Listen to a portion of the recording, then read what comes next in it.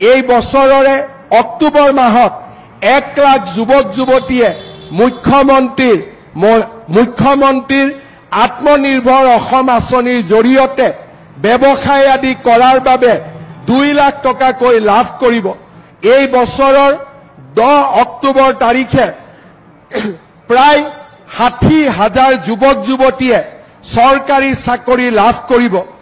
এই বছৰ গগৈ ডাঙৰীয়াক সুধিছিলো আমাৰ নাহৰকটীয়াৰ কিমান পৰিয়ালে অৰুণোদয়ৰ দ্বাৰা উপকৃত হ'ব।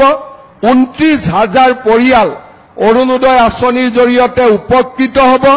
মহিলা উদ্যমিতা আঁচনিটো 30,000 মহিলা উপকৃত হ'ব।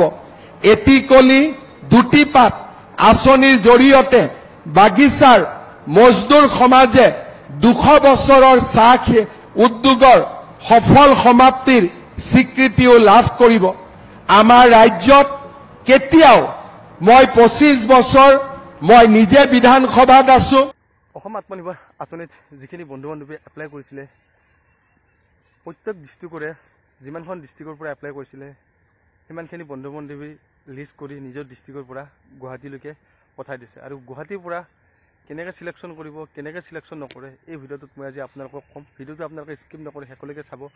আৰু বহুতে কৈছে যে ছেকেণ্ড ইণ্টাৰভিউ হ'ব নেকি। ছেকেণ্ড ইণ্টাৰভিউ নহয়, এইটো কেতিয়াও নাভাবিব আপোনালোকে যে এইবাৰ ছেকেণ্ড ইণ্টাৰভিউ হ'ব। কাৰণ 26ত ইলেকশ্যন আপোনালোকে সকলোৱে গমেই পায় যে 26ত ইলেকশ্যন আহি আছে। ইলেকশ্যনৰ আগত সকলো কাম কাজ যিমানখিনি আঁচনি আছে সকলোখিনি শেষ কৰিব। গতিকে ছেকেণ্ড ইণ্টাৰভিউ হোৱা চান্স 99% নাই।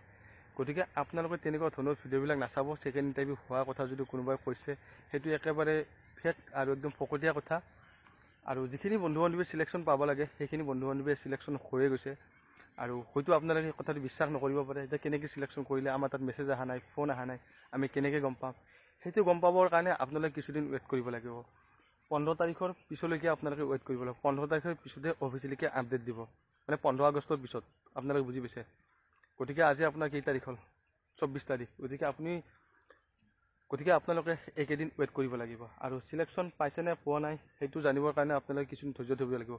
আৰু মই যে কৈ আছোঁ যে চিলেকশ্যন হৈছে, চিলেকশ্যন বহুত বন্ধু বান্ধৱী পাইছে, এইটো মিছা কথা নহয়, এইটো সঁচা কথা। চিলেকশ্যন বহুত বন্ধু বান্ধৱীয়ে পাইছে।